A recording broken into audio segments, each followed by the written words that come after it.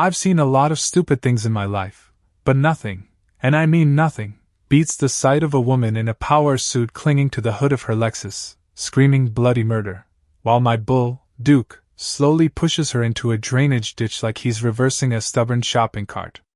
The real kicker? She honked first. That's how this whole mess started. One honk. One bad decision.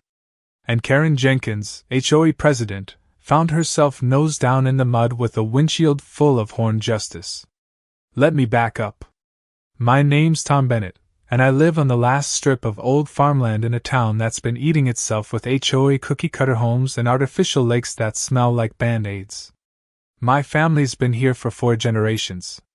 Our place is modest, a white farmhouse with flaking paint, a red barn that leans like it's had one too many beers, and 12 acres of pasture where my animals roam free. Including Duke.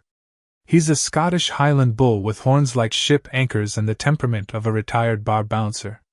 You don't mess with Duke. You certainly don't honk at him. Karen Jenkins didn't get the memo. She moved into the subdivision next to our land 2 years ago, and has been waging passive-aggressive war on me ever since. She's one of those women who walks like she's trying to outpace everyone else's incompetence. Clipboard in hand. Permanent scowl. Thinks every lawn should be golf course green and that cows should be behind glass in an air-conditioned museum. The day of the incident started like any other. I was repairing a fence post Duke had pulverized during what I assume was a heated disagreement with a mail truck, when I heard the unmistakable sound of Karen's Lexus humming down the gravel access road. She wasn't supposed to be there.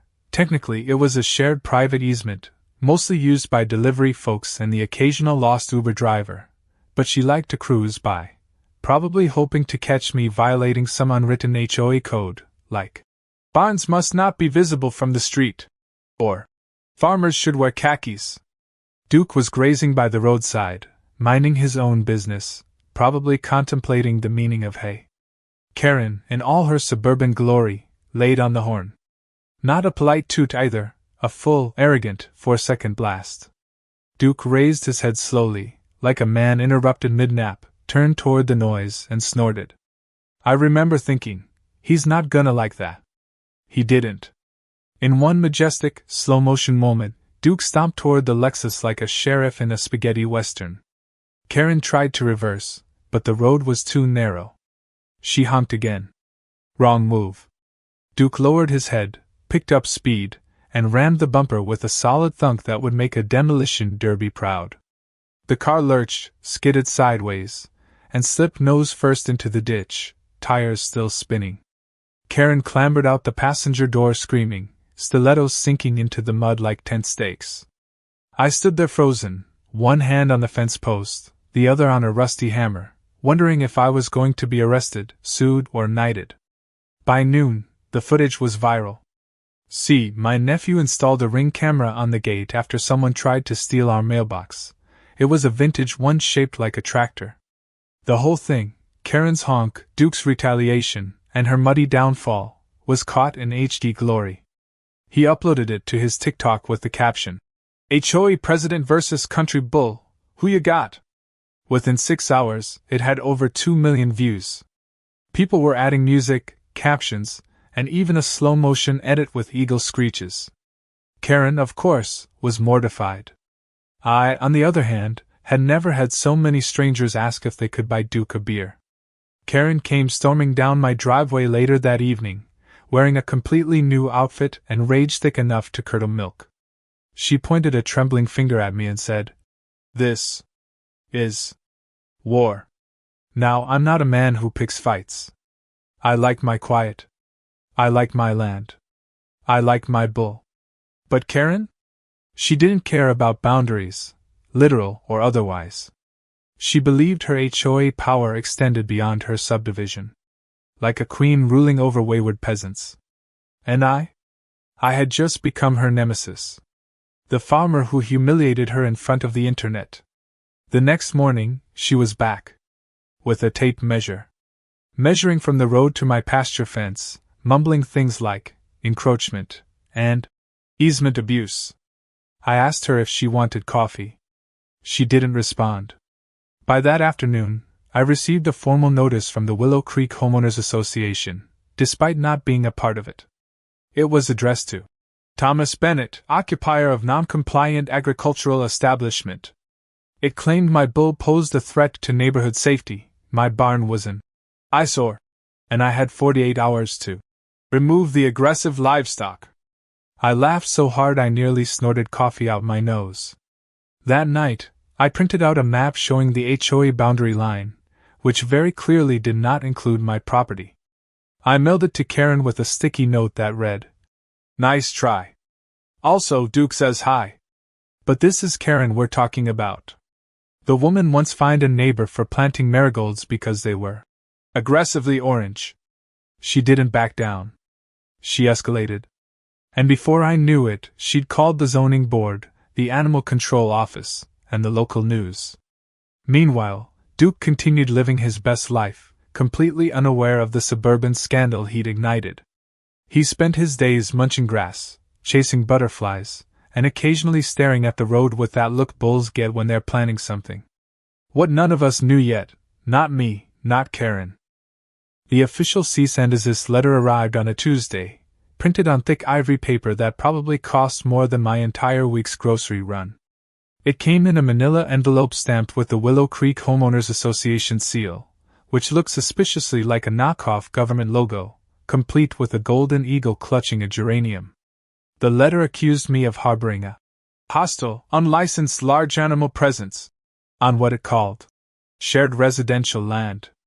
It gave me 48 hours to remove or relocate the threat. I read it while standing in my bathrobe on the porch, coffee in hand, Duke peacefully chewing cud in the background like a furry middle finger to everything the HOA stood for. To be clear, my land isn't part of the HOA. It never was. My property sits just outside their jurisdiction, a sliver of rural rebellion wedged between an over-manicured neighborhood and an old riverbed. But Karen Jenkins, our self-appointed dictator in pressed linen, had decided that the rules could be expanded to include me. Or rather, excluded Duke. She'd even attached an updated map, crudely drawn, likely with a highlighter, attempting to include my parcel in the HOA boundaries.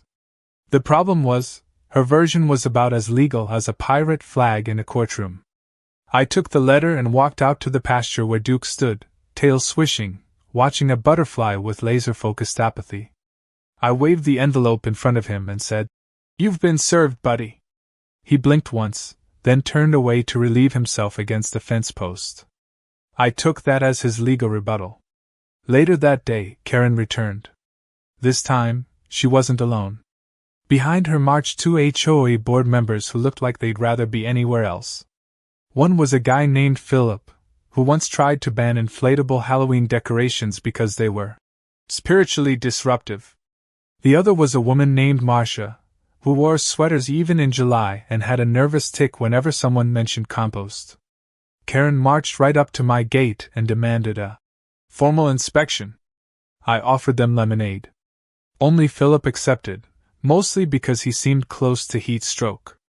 Karen pulled out her clipboard, as she always did when she was about to make someone's life worse, and began pointing at various things on my property.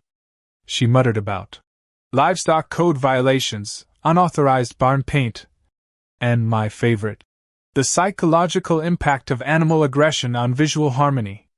I asked her if she'd ever met a real cow. She ignored me and took pictures of Duke, who stared back at her like she was a particularly annoying crow. The next morning, a large wooden sign appeared at the edge of my property. It had been hammered into the ground with dramatic flair and read in bold black letters, "No bulls beyond this point, HOA Rule 14C. I stood at the fence line, sipping my coffee, and stared at it for a good 5 minutes. Then I got to work building a scarecrow. Not just any scarecrow, mind you. I found an old mannequin torso from my aunt's attic, dressed it in a beige pantsuit, stapled a laminated name tag that read, "Chairwoman Mooch," and planted it facing the sign. I gave it a plastic wine glass in one hand and a rolled-up HOA newsletter in the other. Duke seemed amused. He gave it a sniff and promptly sneezed on it. By midweek, the war had escalated. Karen had filed a motion with the zoning board to reclassify my property as semi-suburban encroachment, in an attempt to annex it into the HOA domain. It was absurd. It was illegal. And it got the local news involved.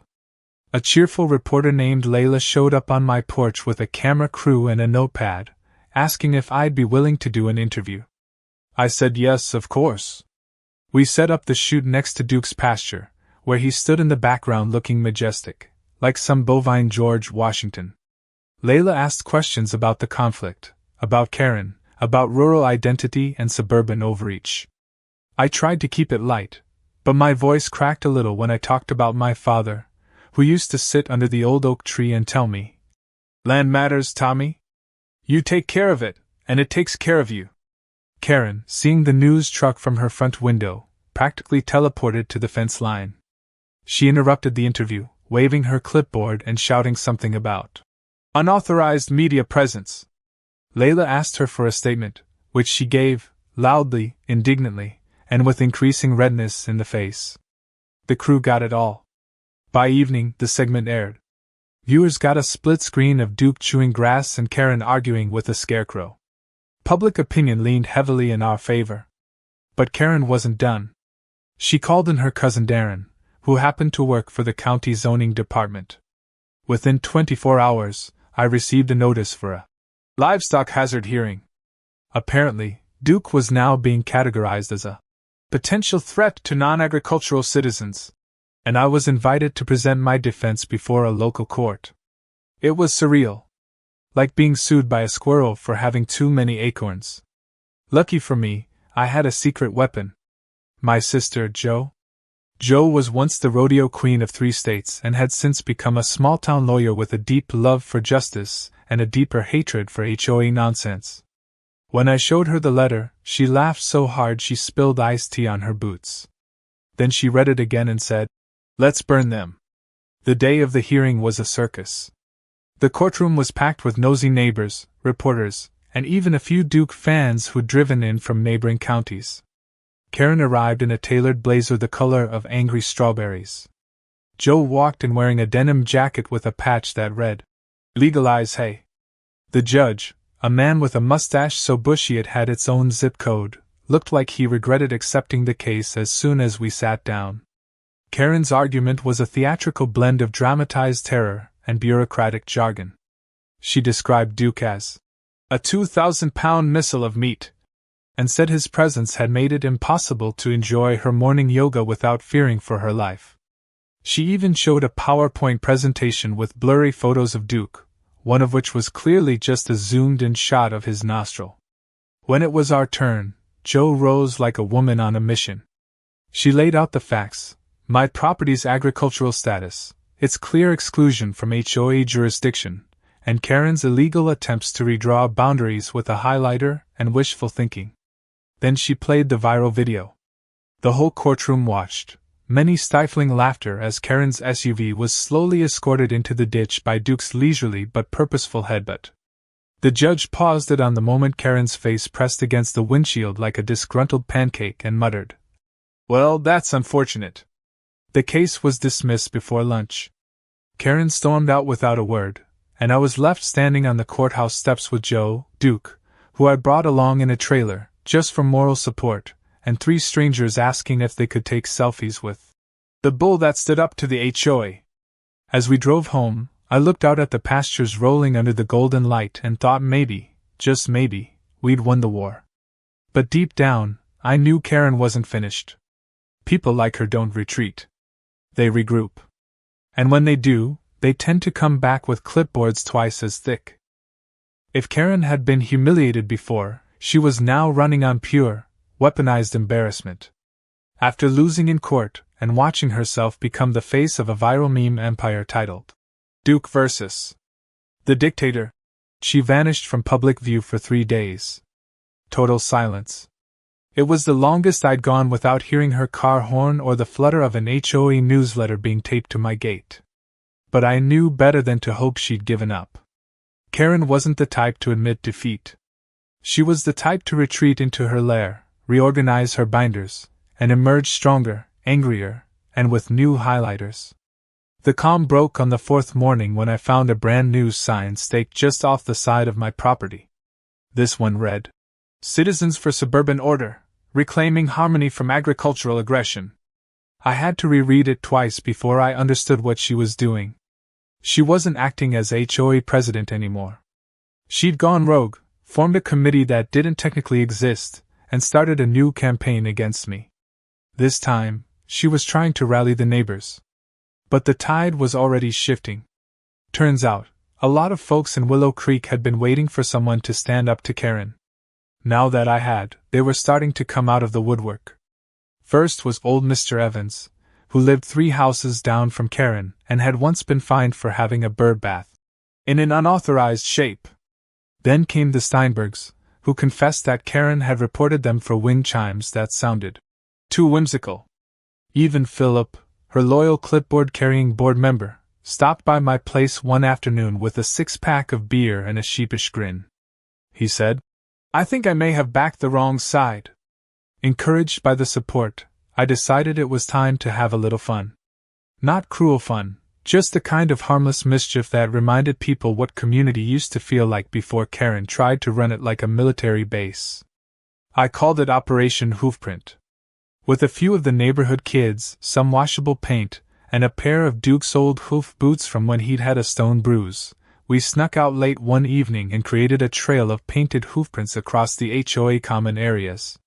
The path led directly from the community pool to Karen's prized garden gnome collection. She came out the next morning to find a trail of evidence, and a single, neatly coiled cow patty, courtesy of my compost bin, left beside her ceramic flamingos. She responded by installing motion-activated sprinklers. Unfortunately for her, she didn't calibrate them right, and the next morning they blasted a state senator visiting his mother-in-law 2 doors down.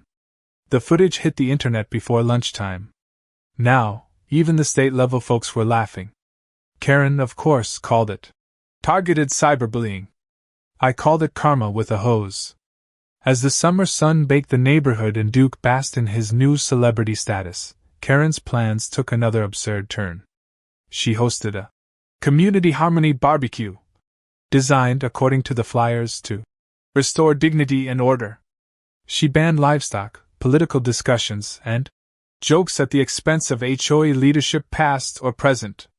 The turnout was dismal.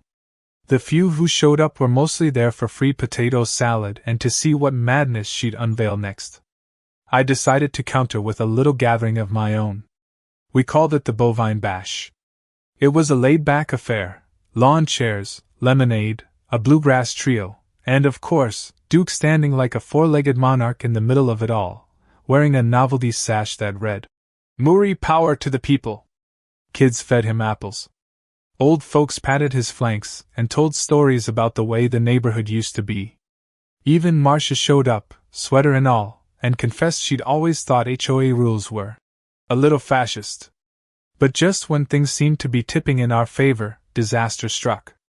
It came, ironically, not from Karen, but from a completely unexpected place, her illegal 4th of July fireworks display. Despite the county ban, Karen decided to light the sky with what she called a symbolic restoration of order. One particularly loud burst spooked Duke, who kicked open the pasture gate and bolted into the neighborhood. I didn't see it happen. I just heard the scream, the sound of hooves on pavement, and then a crash that echoed all the way to my porch. By the time I reached the street, Duke had already made it through 3 yards, trampled a decorative fountain shaped like a lighthouse, and was trotting casually across the 9th hole of the Willow Creek Golf Club. It was a scene of pure, chaotic brilliance. Golfers screamed, sprinklers erupted, and there stood Duke, tail flicking, on the green. I jumped in my truck and started a low-speed chase through the back lanes. Duke wandered past the community clubhouse, where he found an open door and, probably out of curiosity or revenge, strode right in. I followed him, breathless, just in time to see him cornered by Karen wielding an air horn. I shouted for her to stop, but of course, she didn't listen. She blasted the horn directly at Duke. It was like slow motion. He lowered his head, snorted, and charged, not with anger, but with the weariness of a creature who had been honked at one too many times. Karen tried to sidestep but tripped on her own red heels and fell backwards into the ornamental koi pond in the clubhouse lobby. Duke stopped just short, peered into the water as if satisfied, then turned around and calmly walked back outside, where I was waiting with a handful of oats. The security footage made the local news that night. Again. Karen was soaked, her blouse clinging like saran wrap, koi fish flopping around her like judgmental ghosts. The headline read, "Local bull storms clubhouse, HOA president takes a swim." The best part? The hidden surveillance system caught audio of Karen admitting she'd manipulated the HOA maps. Her words, slurred by panic and pond water, were loud and clear. "I don't care if it's legal. I made the line. I made the rules." That clip did what years of quiet grumbling couldn't. It woke up the neighborhood. People who'd lived under Karen's rule for years without complaints suddenly had a taste for justice. They started talking. And not in whispers anymore. The word on the street was that a vote was coming. A vote to remove Karen from her throne once and for all. And me? I was just the guy with the bull. The guy who didn't want to fight, didn't ask for attention, and certainly didn't plan to lead a neighborhood rebellion. But sometimes you don't get to choose the role you play. Sometimes you're just the last man standing between a good bull and a bad president. The morning of the vote felt like the 4th of July, and a courtroom drama had a baby. People poured into the HOA clubhouse in numbers I hadn't seen since the neighborhood gave away free flu shots and folding chairs. There was an air of nervous excitement, like something big was about to change and everyone could smell it.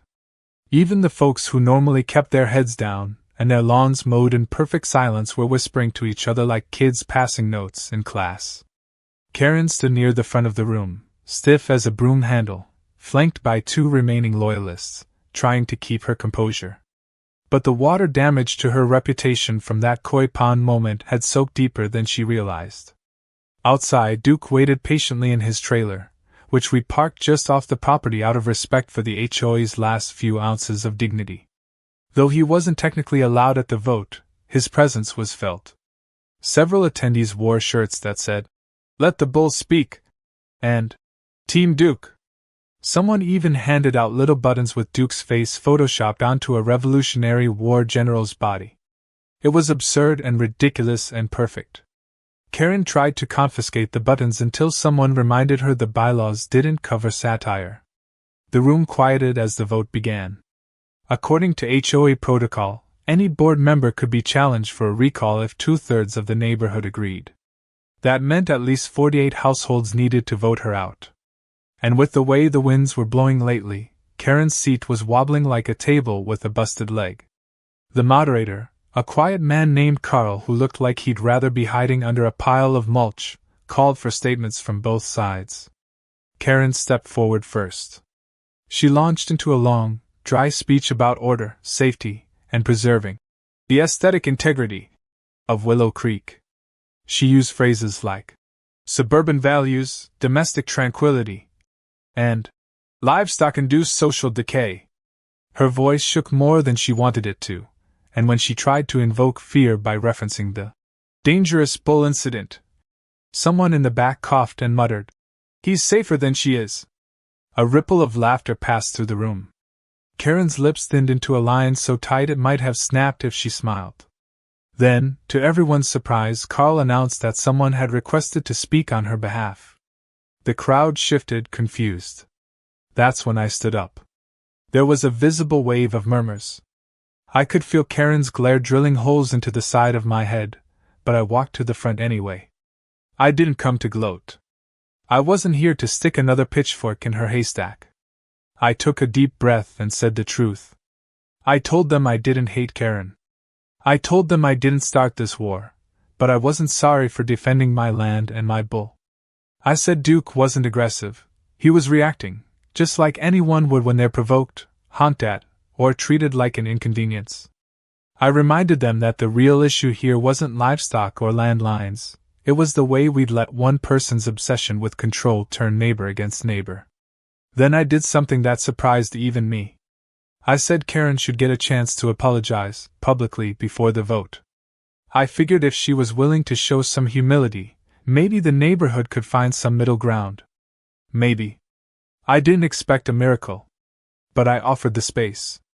Karen stood frozen for a few seconds, like her inner circuits had jammed. Then, slowly, she stepped forward.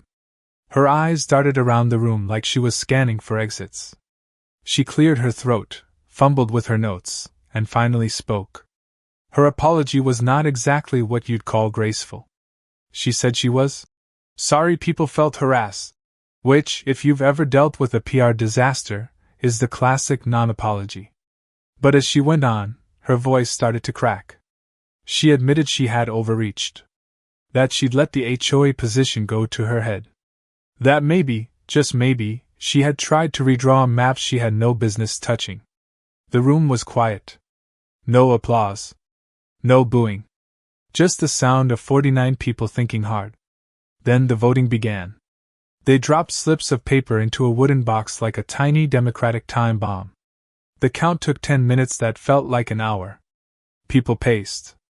Karen sat with her arms crossed so tight her elbows nearly fused.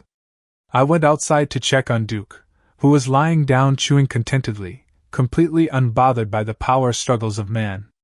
When I came back in, Carl stood at the front holding the results. He cleared his throat and read the numbers. 53 votes. 46 for removal. 7 against. Karen had lost. For a moment, she didn't move. Then she stood, adjusted her blazer like a general surrendering command, and walked out without saying a word. Nobody clapped. Nobody jeered. It was almost sad. But also, a little freeing. Within a week, the HOA elected a new president, a retired teacher named Gloria who wore Crocs and believed that life was too short to measure grass. One of her first acts was to revoke the absurd livestock complaint forms. Another was to form a new neighborhood welcome committee that handed out pies instead of pamphlets. Karen sold her house 2 months later and moved into a downtown condo complex with strict elevator rules and a zero-pet policy. Rumor had it she tried to start a newsletter there too. Nobody subscribed. As for me, life settled back into the kind of peaceful routine I always preferred. The pasture stayed green, the barn stayed crooked, and Duke stayed mildly famous. Tourists showed up now and then asking to take photos with him. I let them, as long as they brought apples or oats. One lady drove 3 hours just to meet the bull who defeated bureaucracy. Duke didn't care for titles. He just liked ear scratches. Eventually, the internet found something new to obsess over, and our story faded into that digital graveyard where memes go to rest. But around here, people remembered. Not just the chaos and the courtroom and the clubhouse pond. They remembered the moment things changed. When neighbors stopped whispering and started speaking up. When a bull became the face of a movement he didn't even know he was part of. And every now and then, usually at dusk, I'd sit by the fence with a cold drink, watching Duke snort at butterflies and the sun melt into the horizon, and I'd think about how it all began, with one honk. One moment of arrogance. One stubborn bull who decided that maybe, just maybe, he didn't have to move,